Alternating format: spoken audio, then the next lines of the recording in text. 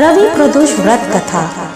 रवि प्रदोष व्रत की कथा के अनुसार एक गांव में अति दीन ब्राह्मण निवास करता था। उसकी साध्वी स्त्री प्रदोष व्रत किया करती थी। उसे एक ही पुत्र रत्न था। एक समय की बात है, वह पुत्र गंगा स्नान करने के लिए गया। दुर्भाग्यवश मार्ग में चोरों ने उसे घेर लिया और वे कहने लगे कि हम तुम्हें मारेंगे नहीं, तुम अपने पिता के गुप्त धन के बारे में हमें बतला दो। बालक दीन भाव से कहने लगा कि बंधुओं, हम अत्यंत दुखी दीन हैं, हमारे पास धन कहाँ है। तब चोरों ने कहा कि तेरे इस पोटली में क्या बंधा है। बालक ने निसंकोच कहा कि मेरी माँ ने मेरे लिए रोटियां दी हैं। यह सुनकर चोरों ने अपने साथियों से कहा कि साथियों, यह बहुत ही दीन दुखी मनुष्य है, अतः हम किसी और को लूटेंगे। इतना कहकर चोरों ने उस बालक को जाने दिया। बालक वहां से चलते हुए एक नगर में पहुंचा। नगर के पास एक बरगद का पेड़ था। वह बालक उसी बरगद के वृक्ष की छाया में सो गया।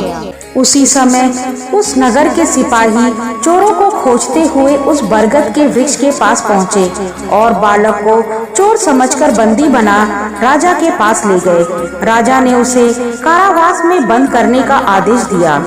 ब्राह्मणी का लड़का जब घर नहीं लौटा तब उसे अपने पुत्र की बड़ी चिंता हुई। अगले दिन प्रदोष व्रत था।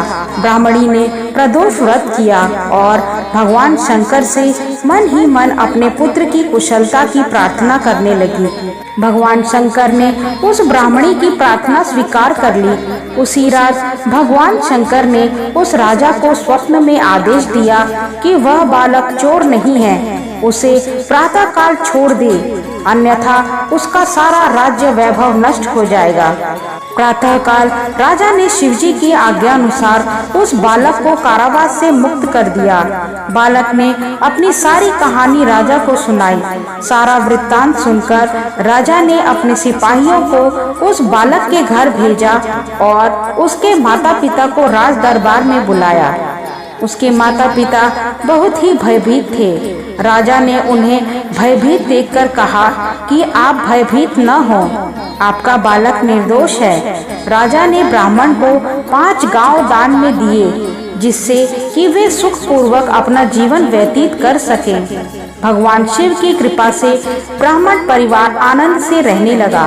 अतः जो मनुष्य रवि प्रदोष व्रत को करता है वह सुख पूर्वक और निरोगी होकर अपना पूर्ण जीवन व्यतीत करता है तथा उसके जीवन में खुशहाली आ जाती है।